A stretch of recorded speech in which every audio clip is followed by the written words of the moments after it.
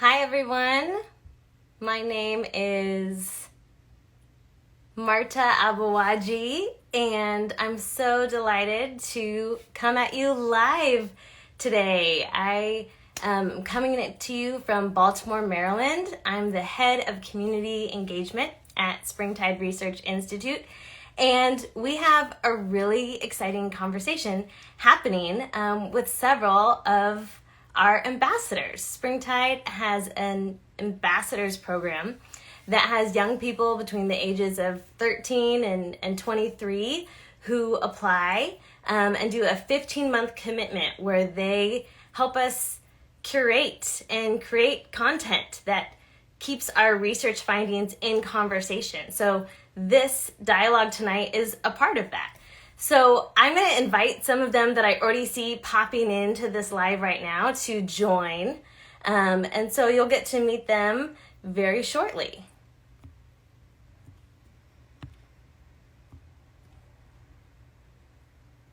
Let's see.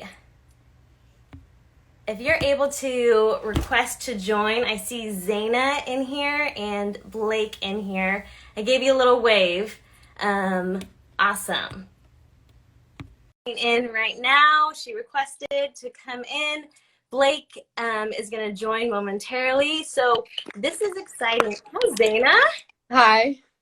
This is exciting because we are not just having a one-on-one conversation. We're going to bring 3 SAP members in, hopefully. So SAP is the abbreviation for the Springtide Ambassadors Program. Zaina, where are you coming to us from tonight? From my house in Malden, Massachusetts.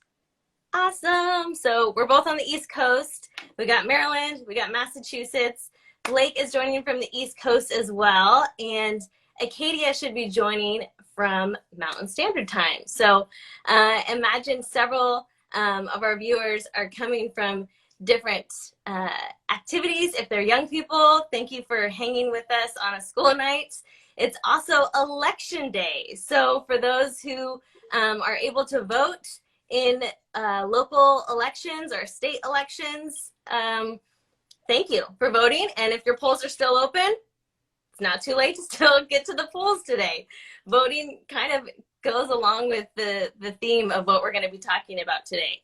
So let's see. Blake, if you can request to join, I will pop you in here as well. Blake and Acadia both requested. Love it. Or I can at least request at you. Have you ever had 4 people in a live together, Zaina? Have you ever done a multi? I don't go live. Is this your first time? Not my first, but like it's usually not a common occurrence. Well, thank you for doing it tonight. Acadia, you're in. Hello. Hey. Acadia, tell us where you're coming from tonight. I'm coming from Greeley, Colorado. Awesome. Greeley, Colorado is my hometown, so I have extra love for Greeley. We love Greeley. And Blake, we're happy to have you pop in whenever you can.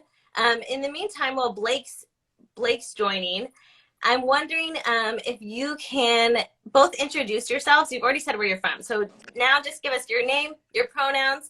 Blake's in. Awesome. This is great. Yeah, give your name, your pronouns, and if you have any sort of religious identity. I guess I can start off. My name is Zaina. I go by she, her pronouns, and I don't really identify with a religious identity closely, I guess. But if I had to kind of like put myself in that, I would identify as Muslim. But I also am very like affiliated with the Catholic Church as well. Thank you. I'll go next. I'm Acadia. I also go by she, her, hers, and I would identify as Christian. Awesome. Hi, my name's Blake, and I'm not religious at all. I go based off of like spiritual stuff, so like crystals and like zodiac signs, and I'm 21 years old. Thank you. And did you say your pronouns, Blake? Did I miss them? Oh, he and him. Awesome. Thank you. So I am Marta again, if you missed that at the top. I work at Springtide as the head of community engagement, which includes partnering with our Springtide Ambassadors Program that these three wonderful young people are all very active in. We are coming to you live because we want to talk about an article that was recently in the news. Springtide co-authored this article, and it got a lot of buzz. And we thought, you know, this article is talking about Gen Z. We should actually talk to some Gen Zers and see their take and how they relate to some of the data we have in the article and just the overall perspective that was shared, because this article was co-authored with our own executive director, sociologist Dr. Josh Packard, and some friends at the Poor People's Campaign. If you are familiar with that movement, it's led by Reverend Dr. William Barber, and he was one of the co-authors on this article, as well as Reverend Kazimir Brown. So those three authors got together and penned this op-ed that first appeared in Religion News Service, and then the Washington Post picked it up. The title of the article is, "If Faith Leaders Want to Reach Gen Z, Meet Them in the Streets."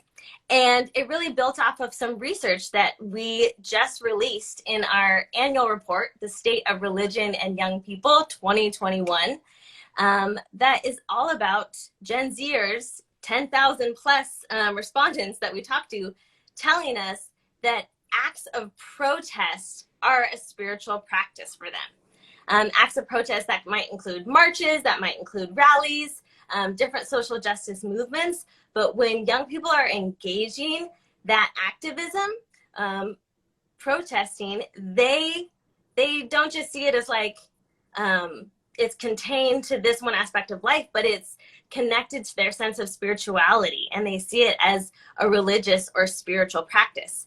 58%, in fact. So more than half of the young people we spoke to nationwide from these 10,000 respondents told us that, yeah, when I engaged acts of protest, it's connected to my sense of spirituality. And of those who said it is, 39% said they do this on a monthly basis even.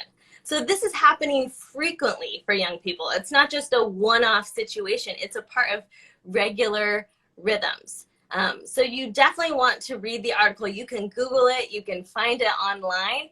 But let's hear from these young people about their own perspective, how they relate to this piece. So whoever wants to answer first, we'll just keep going around. But I'm curious, what social justice movements are you all passionate about? I can start us off. I think for me, anything kind of that I resonate with, any sort of immigration issues, racial injustices, obviously like any movement for women's rights, just like kind of anything that I feel like I'm in a position to speak for, or that I feel affects me or affects people around me, I think are kind of like my go-tos or what I feel most passionate about.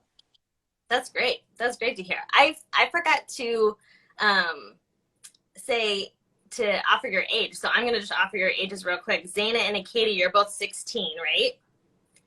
And Blake, you're 21? Yes, I got it right. Okay, so you already have heard a 16-year-old say that the issues that I guess are part of your own identities, would that be fair to say, Zaina? Are the ones that you want to show up for because you feel like you can speak to them. What issues are you passionate about, Acadia? My like top three would be like Black Lives Matter, gender equality, and then like LGBTQ plus rights, just because I feel like that's like an anti-people kind of thing, and I support the inclusion of all people. Lovely. Awesome. Well said. With you were ready for the top three even. Blake, what about you? All right. So I have LGBTQ plus rights, women's rights, climate justice, and racial injustice. And I think like all of those movements lead into one big movement, like human rights and just plain on decency. That's what I'm passionate about. Fantastic. Okay, Blake, I'm going to have you start us off then. Tell us, how do you engage these movements? All right. So like I whenever I participate, I protest policies. So policies that go against those movements and like taking action instead of just speaking out for those movements, because I feel like action means a lot more than words, just to like bring about the change that I want to see, because words aren't enough to bring that change.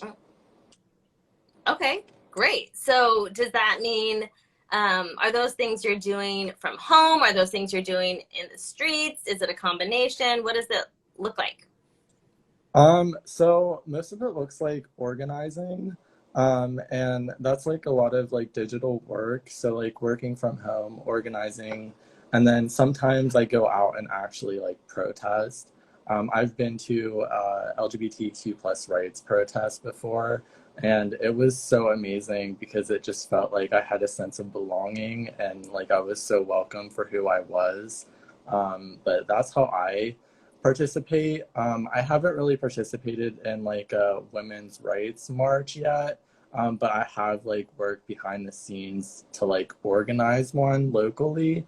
And then climate justice, I'm just getting into, because in my area, there's like a lot of like environmental policies that aren't really environmentally friendly, that are like being passed.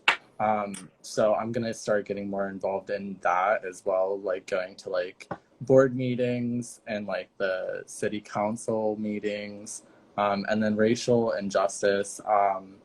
I got like involved in those, and that particular movement in 2020 whenever like COVID was happening. So it was like digital based, just because of like COVID and everything. But I do want to like go to a Black Lives Matter march and a Latinos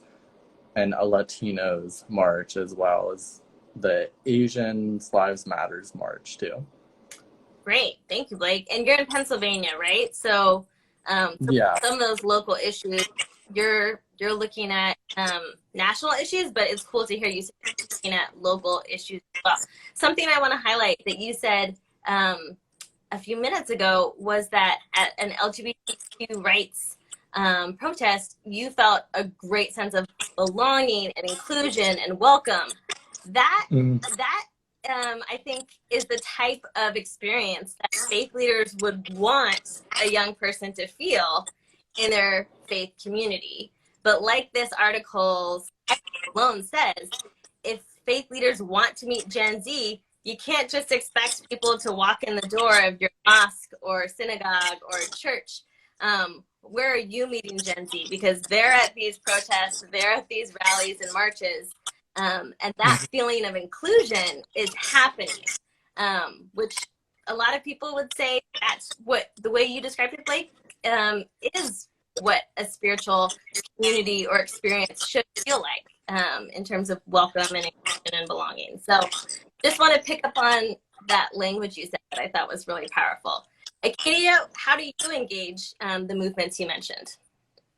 I come from a smaller town, so we don't have like a ton of protests and things, but the ones we do have, I definitely get to go to.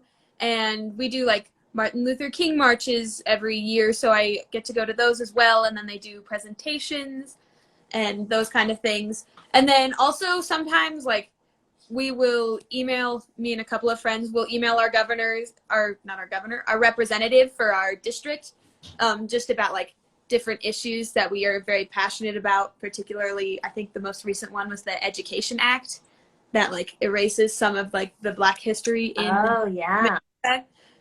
So we contacted our representative about that one.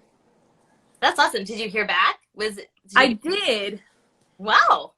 Yeah. Was it a personal email or no, or was it like a? No, it was like something that was probably sent from his secretary or whatever. But there was a response. So we're gonna say there's some response, like what you offered at least was received, and hopefully it's continuing to push that education, not just conversation, but what is being left out of textbooks or schools, making sure that history is really taught. thank you for mentioning that. Yeah, there's marches and protests, and sometimes your activism, it sounds like, is about rallying via email. I'm assuming that was an email that you contacted. Yeah, it was an email. Okay. Zaina, what about you? I think mainly for me, it's either like I'm out there protesting, or through like speeches and like writing. I think that especially within the last like year, close to last June, I think I kind of found the power of writing and kind of being able to organize your thoughts in, whether it be like an open letter or speeches or anything along those lines. And social media, I think, also has like a really big part in the way that we kind of take part in movements, putting our thoughts and our like takes on a lot of these issues out there is like a really big way to spread awareness, and it helps a lot. Me personally, I organized a lot of protests in my area back in June. I still am a part of my local community when it comes to organizing protests and organizing marches and things like that. Within my school, I led an anti-racism commission back in June. Wow. And I kind of spoke on behalf of a lot of my peers. So that's kind of the way that I take things, is just to kind of take other people's thoughts and put it into words to like kind of put it out there and bring other people's thoughts into action, I guess. That's powerful. I love that all of you are participating in protests. You all mentioned that, like outdoors on the streets. But you're also doing like civic engagement full throttle, whether that's contacting elected officials, organizing chapters at your school, getting the word out on social media, etc. You're very active. So going back to protests specifically, or like marches, rallies, basically actions on the street outdoors, when you participate in those, do you feel like that is a spiritual practice? Anyone can start.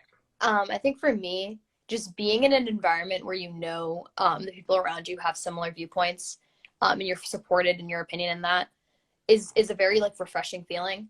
I think kind of being in an environment where you know you're welcomed. I know Blake kind of mentioned like feeling like safe and like at home. I think that's like plays a really big part in it. Just being in like when I went to the marches back in June, it was oddly like happy. The vibe, I guess, it was very just like euphoric. I think a lot of people kind of like understood the message of why we were there and understood the message that we need to portray and get through, but also kind of got like, this is where we kind of come together to express our opinion and kind of get our end goal like as a group and like as one person, I guess, or as one people. Awesome. So would you say what you described then, that sort of hopeful, euphoric situation, is that how you would define a spiritual experience? I think it definitely, I think a lot of the time when we talk about like spirituality or like spiritual, people kind of think of like religions, but I think that in a way that it definitely can be considered a spiritual experience. It definitely helps you grow spiritually as a person.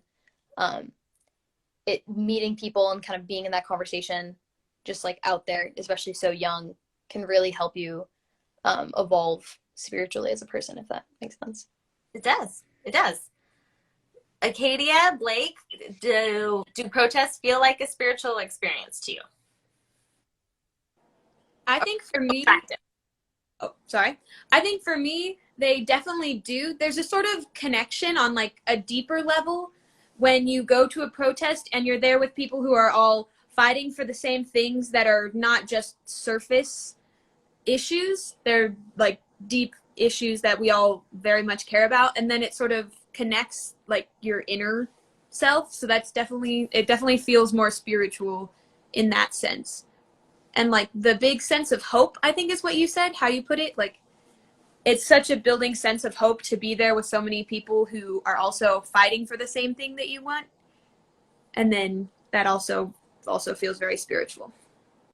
Great. Yeah.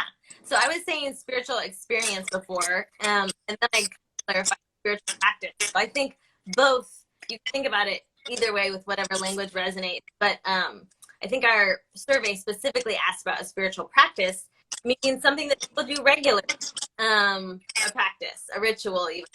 And so that's why the stats that I mentioned earlier, that of the more than half young people who said, yeah, protests are a spiritual practice for me, and I do them on a monthly basis at least. There's a frequency, there's a rhythm to these things in terms of a spiritual practice. So, Blake, what about you? I can agree with both of what they said.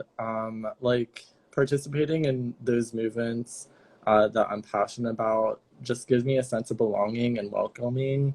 Um, and it's like Gen Z, we're trying to like create a society for like bringing change that we want to see and that humanity deserves to have. So I feel like that just in itself is like a huge like spiritual like sense of feeling, and it feels great. Lovely, lovely. So, okay, you've been at protests, you've been at marches, you've been at rallies.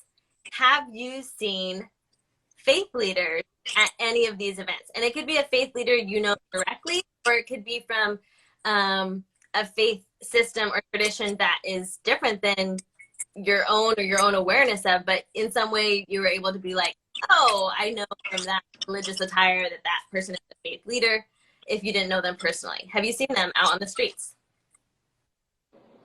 When I was at the protests in Boston, kind of one of the main big ones, there were a lot of priests there, which is actually kind of surprising to me. In fact, there was one right like in the middle of Boston. It was less of a protest, kind of more of just like people speaking. Okay. And one of the speakers was a priest, who was a reverend, who like was practicing, was talking about kind of the connection between the message of Black Lives Matter and kind of what we were all out there for, and how it connects to scripture and like religion. And it was like very interesting to hear him talk. But I think that a lot of like young people kind of feel a comfort seeing people, like religious people, in these environments, because I think a lot of the time why we don't associate with institutions is because of the lack of support for issues like this. So when we see members of that institution out there fighting with us, it kind of brings us like comfort and almost like restores our hope in that religion or in that faith. So you're appreciative of it, is what I'm hearing. Okay. That's cool to hear. Yeah. So it sounds like a march, that there was actually like a rally where one of the speakers even was a faith leader. Yeah. Acadia, have you experienced leaders participating? I definitely have, particularly in Black Lives Matter protests. We've also definitely had priests come and speak at some of the Martin Luther King events we have. And I've also seen like churches with their signs, like saying how God also loves these people. But then it's sort of like, it kind of defeats some of the stigma around churches, in the sense of that they are maybe not as involved in those movements. So it's definitely helpful when those churches are out there. That's cool. That's cool. So Blake, what about you? Okay, so I'm kind of like in the middle. Like I do see some churches and faith leaders participating in issues that Gen Z stands for, but I also see some that are also working against the issues that we're trying to work towards. So I guess like my stance is kind of neutral with that question. In my area, I don't really see that many faith leaders participating in Gen Z issues.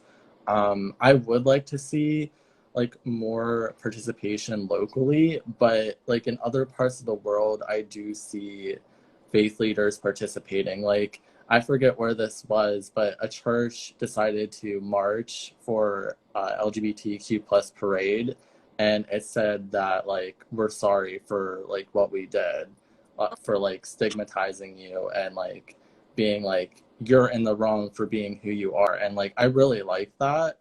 Like there's just a lot of work that faith leaders really need to do, and like personally I think they need to all step up and stand with Gen Z so we can like get the ball rolling to like be where we want to be as like a society. Yeah, I mean that's the crux of the article. It's saying like this is where Gen Z is at. This is their form of of worship even is protest, and is making their voice heard for issues they care about and issues that they see as central to their faith practice or faith identity. So Blake, even you, someone who said in your section that you don't identify as religious, you still want, even though you don't practice a certain religion, you still want to see faith leaders engaging the movements you've mentioned in a positive, proactive, supportive way. Right, yeah. Yeah, that's really interesting to me, because I think sometimes the assumption would be, oh, if they don't practice my faith, they don't care if I'm there or not. They don't care if I'm participating. But I heard from all three of you that you see it as a positive thing, as a good thing, and that you want more leaders from all different traditions and all different religions to be joining their voice and their witness with these movements. So yeah, is there anything else you would, if you had a faith leader tuning in right now or watching this video later, is there anything you would want to say to them about these movements, or this sense of community that you've all mentioned that Gen Z is experiencing through acts of protest? I think that it's like just important to remember that the only real way to get young people on your side and kind of to restore their faith in religion and their belief is just to reiterate that they support what we support, and that our morals like are on the same page, I guess, and that we all believe in the same thing and kind of want the same end goal, and just to kind of keep that in mind, that like that's really, when you're fighting alongside us, is the really only way that we can tell that we're safe and like supported in that way. That's wonderful. Anything else you would want to add to that, that you could tell a faith leader directly right now, Acadia or Blake? I would say, obviously, you've listened to this conversation, so it definitely matters to young people, and it matters to other of my friends that I've talked to who go to these things. So if you show up, then it means you're showing up, and we appreciate that in some like stance. So yeah. Cool. I guess I would say, like, be authentic whenever you do participate or support Gen Z in these issues. Like, we don't want like a backhanded like participation. We want like authentic participation, because I feel like that's the only way we could all move forward to the collective end goal, to make a better society for everybody, to feel welcome and a sense of belonging. That's awesome. I really, really like that final word, Blake, because we've learned that authenticity matters to Gen Z. That's some of our research in a book called Meaning Making even. So yeah, you're saying show up, cool, but like show up in an authentic way, really behind what the movement is calling for and speaking to. So I think we lost Acadia, but we got through the bulk of what I wanted to hear from you all. I want to mention to everyone before we sign off tonight that the research that I mentioned in this article that's on Religion News Service and Washington Post, if faith leaders want to reach Gen Z, meet them in the streets, is the name of the article. It's an op-ed. But you can also find that research in this brand new report that I also mentioned earlier on. Yes, Blake is excited about it. Blake and Zaina have copies coming in the mail if theirs hasn't arrived yet. Oh, look at that. We didn't even plan this. So the State of Religion and Young People 2021, Navigating Uncertainty.